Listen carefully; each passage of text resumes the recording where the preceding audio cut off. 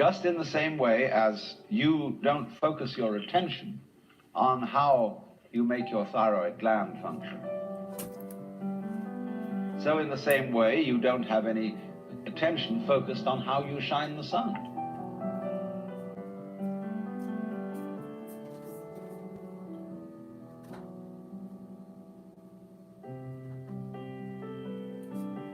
So then, let me connect this with the problem of birth and death, which puzzles people enormously, of course. Because in order to understand what the self is, you have to remember that it doesn't need to remember anything. Just like you don't need to know how you work your thyroid gland.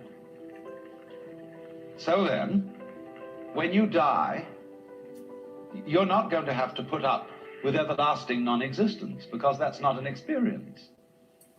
A lot of people are afraid that when they die, they're going to be locked up in a dark room forever and sort of undergo that.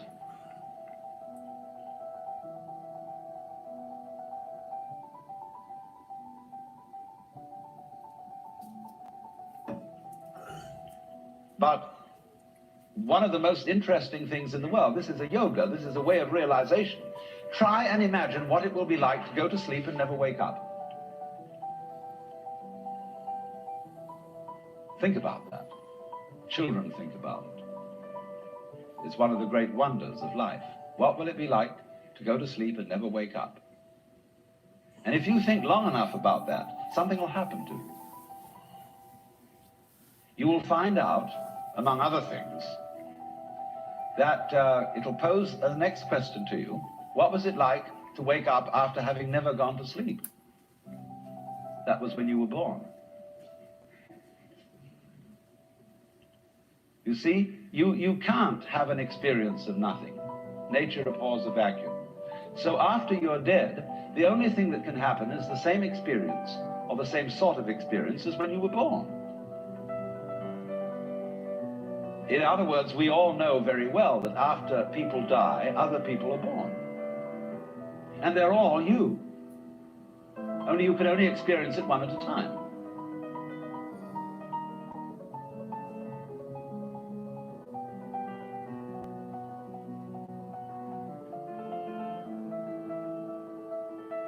Everybody is I. You all know you are you.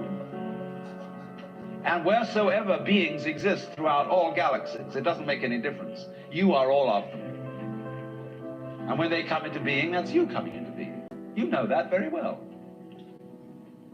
Only you don't have to remember the past. In the same way, you don't have to think about how you work your thyroid gland or whatever else it is in your organism. You don't have to know how to shine the sun. You just do it. Like you breathe. Doesn't it really astonish you that you are this fantastically complex thing? And that you're doing all of this and you never had any education in how to do it? You never learned, but you're this miracle? Well, the point is that from a strictly physical, scientific standpoint, this organism is a continuous energy with everything else that's going on.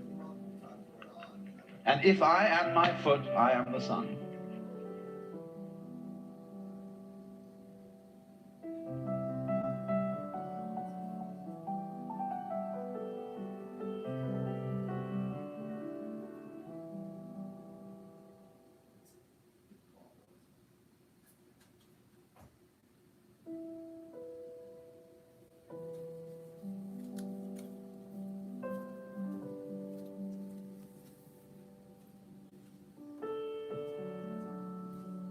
So we have a big social problem, fundamental, right from the beginning, about our reaction to anything painful.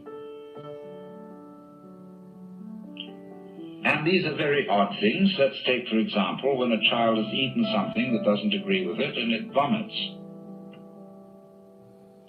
Now, you well know that when you've got a bad stomach, that vomiting is a very pleasant release from that.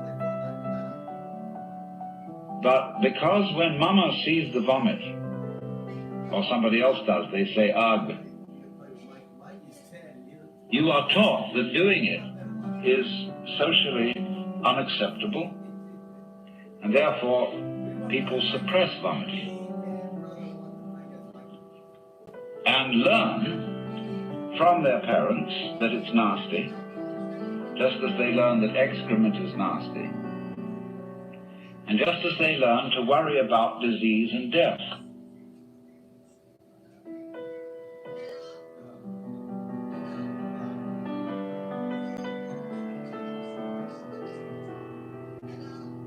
So then, you become aware that this happening isn't happening to you, because you are the happening.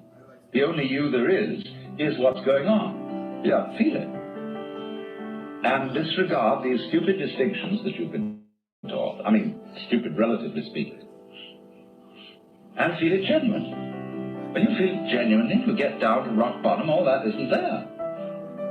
That's a game that's been erected on it.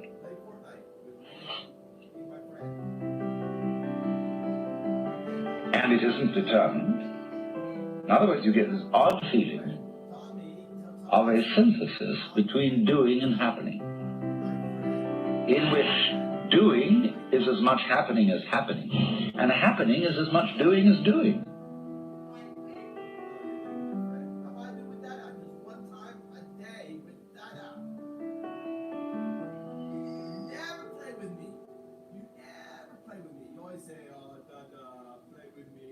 Now, there really isn't anything radically wrong with being sick or with dying. Who said you're supposed to survive?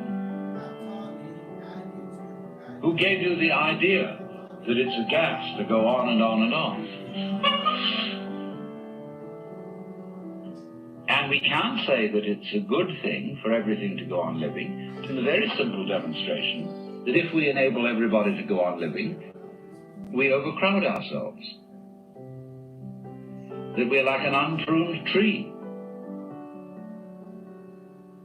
And so therefore, one person who dies in a way is honorable because he's making room for others.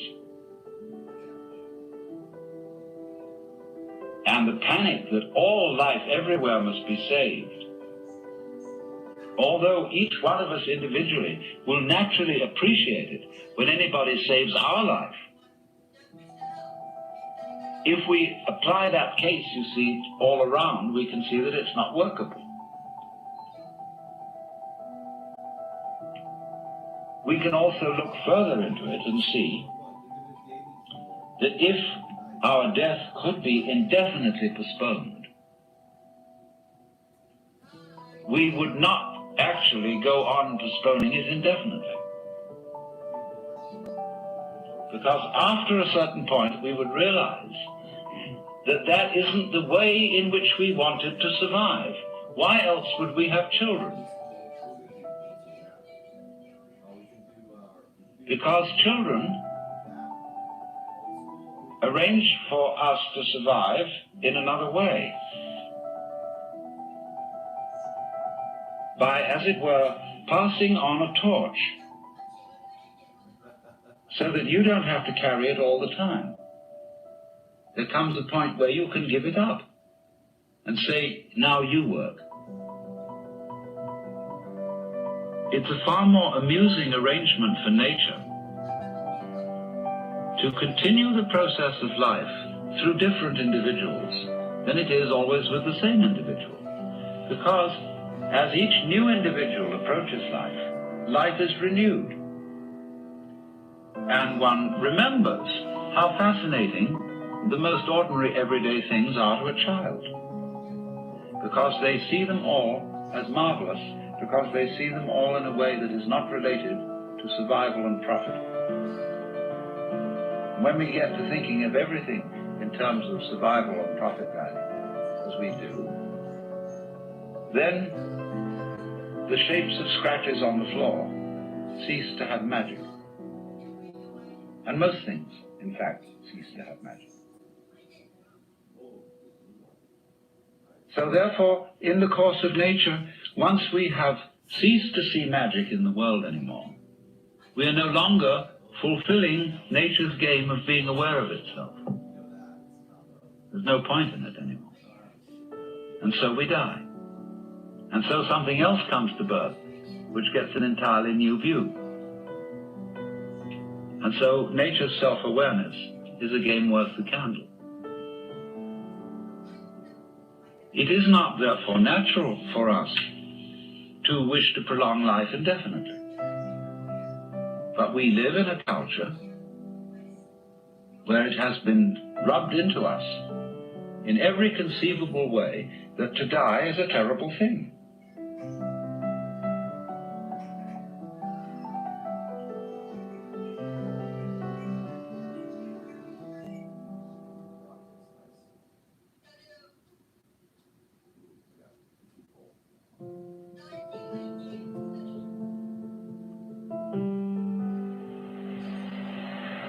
When a person is tone deaf, that is to say, he cannot hear melodies.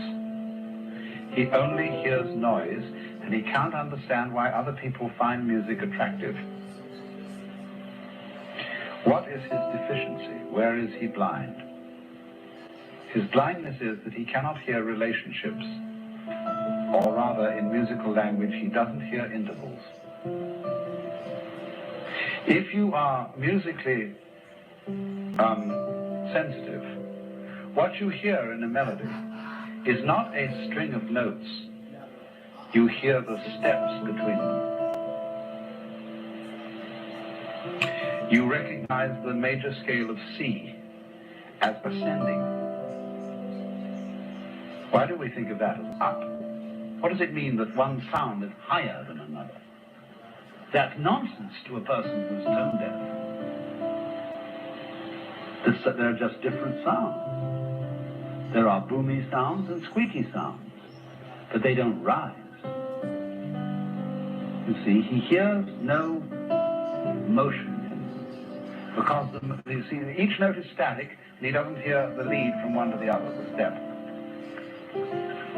Also, a person who is a logical positivist is a tone-deaf philosopher. See? And you can't explain, there's nothing you can do to a tone-deaf person to explain how you hear music, just as there's absolutely no way of making a congenitally blind person understand color. Or we may find out one eventually when we find out a lot more about our senses. But in the ordinary way, he just can't get it. And so in exactly that same way, there are people who cannot get certain things. We say of such people, you know all the words, but you don't know the music. And you may not waste your energies trying to convince, but there are, alas, these poor, afflicted souls who just aren't functioning on a certain waveband. But now I don't want to say, make a kind of a esoteric scene out of this. A lot of people are trained to pretend that they are not on that waveband. You may be perfectly capable of understanding the relationship between a cause and effect. You know what the relationship is? It's very simple. They're the same event, only divided into two parts. If you see a cat walk by a very narrow window, you see first the head and a little later the tail. If you speak in cumbersome philosophical language, you're going to start talking about the event head being the cause of the event tail. Well, it's all one cat.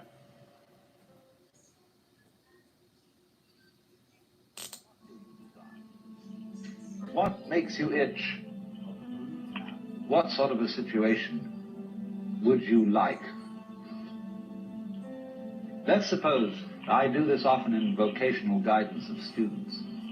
They come to me and say, well, we're getting out of college and we haven't the faintest idea what we want to do. So I always ask the question, what would you like to do if money were no object? How would you really enjoy spending your life?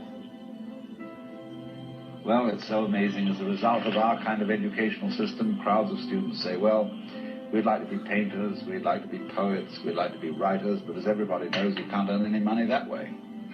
Or another person says, well, I'd like to live an out-of-doors life and ride horses. I said, you want to teach in a riding school? Let's go through with it. What do you want to do? When we finally got down to something which the individual says he really wants to do, I will say to him, you do that. And forget the money. Because if you say that getting the money is the most important thing, you will spend your life completely wasting your time. You'll be doing things you don't like doing in order to go on living, that is, to go on doing things you don't like doing, which is stupid. Better to have a short life that is full of what you like doing than a long life spent in a miserable way.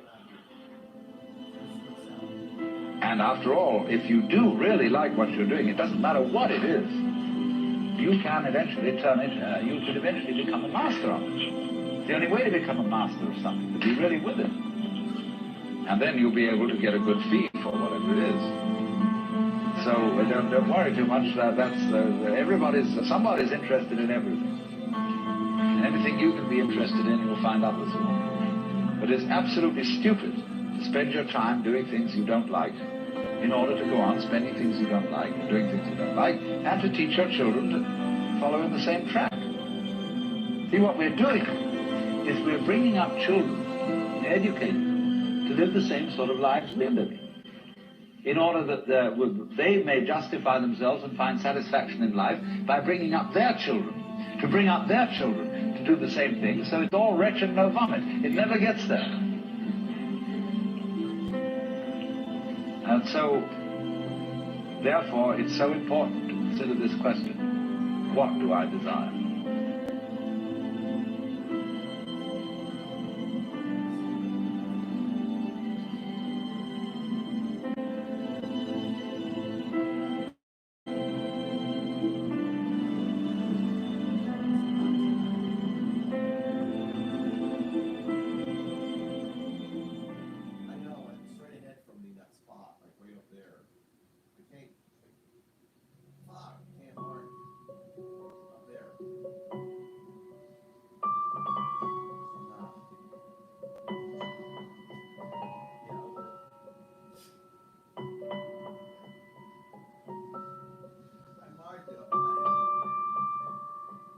So-called primitive societies.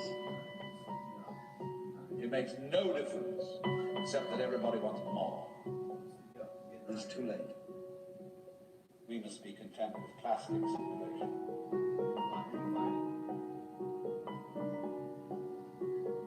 In a very ancient form of agrarian culture, as in India or as in Japan or China, a young man who was son of a carpenter would become fascinated with his father's occupation. And that would mean a very special relationship would grow up between him and his father, which does not grow up in our culture, because most of us do not know what our fathers are doing. They go away to a mysterious office or factory where they do something called making money. It's too late. They know Papa only as a kind of clown who returns home in the evening having made money, and one dad's money is the same as another dad's money. It makes no difference, except that everybody wants more. They don't give a damn how he gets it, so long as he doesn't complain too much. So the child, instead of learning and participating in his close father relationship, in learning an occupation or a trade or an art, is sent off to an impersonalized institution, to be taught to be everything and nothing, and therefore doesn't learn early enough any craft so as to become a true master of it. It makes no difference, except that everybody wants more. A father can no longer apprentice his son at 7 years old to become a carpenter, because he has to send him away to school to learn to be an insurance salesman. He can't teach his child, and then comes high school. And then when the kid gets out of high school, he's interested in girls. And it takes him until he's about 22 to be able to settle down to learn carpentry. And it's too late. Too late to attain real mastery.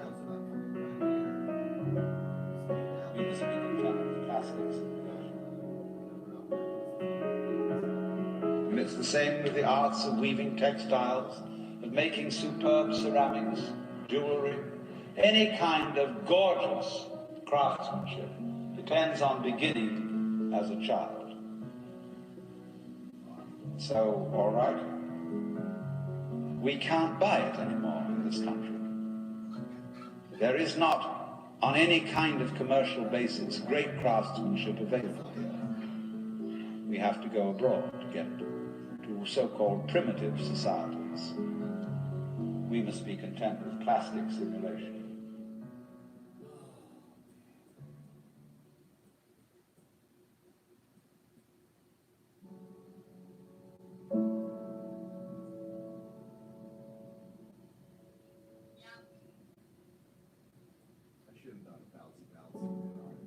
If you awaken from this illusion,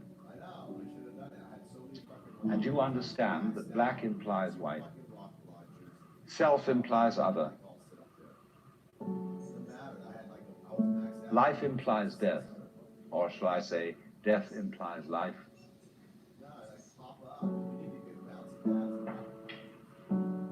you can feel yourself not as a stranger in the world, not as something here on probation, not as something that has arrived here by fluke, but you can begin to feel your own existence as absolutely fundamental. I'm not trying to sell you on this idea in the sense of converting you to it. I want you to play with it. I want you to think of its possibilities. I'm not trying to prove it. I'm just putting it forward as a possibility of life to think about. So then, let's suppose that you were able every night to dream any dream you wanted to dream.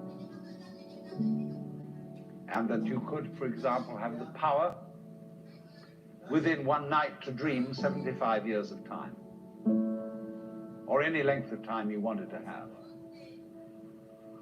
And you would naturally, as you began on this adventure of dreams, you would fulfill all your wishes. You would have every kind of pleasure. And after several nights of 75 years of total pleasure each, you would say, well, that was pretty great. But now let's have a surprise. Let's have a dream which isn't under control. Well, something is going to happen to me that I don't know what it's going to be. And you would dig that and come out of that and say, wow, that was a close shave, wasn't it? And then you would get more and more adventurous, and you would make further and further out gambles as to what you would dream. And finally, you would dream where you are now. You would dream the dream of living the life that you are actually living today. That would be within the infinite multiplicity of choices you would have, of playing that you weren't God. Because the whole nature of the Godhead, according to this idea, is to play that he's not. So in this idea then, everybody is fundamentally the ultimate reality. Not God in a politically kingly sense, but God in the sense of being the self, the deep down basic whatever there is. And you're all that, only you're pretending you're not.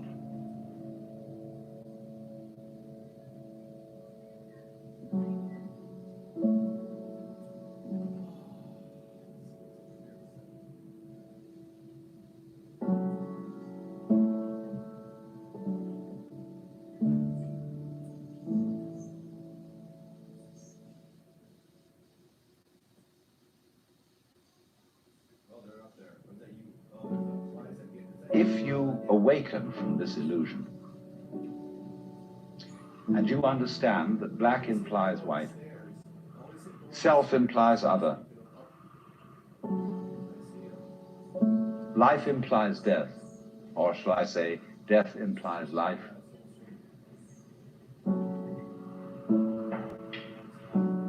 You can feel yourself not as a stranger in the world, not as something here on probation, not as something that has arrived here by fluke, but you can begin to feel your own existence as absolutely fundamental. I'm not trying to sell you on this idea in the sense of converting you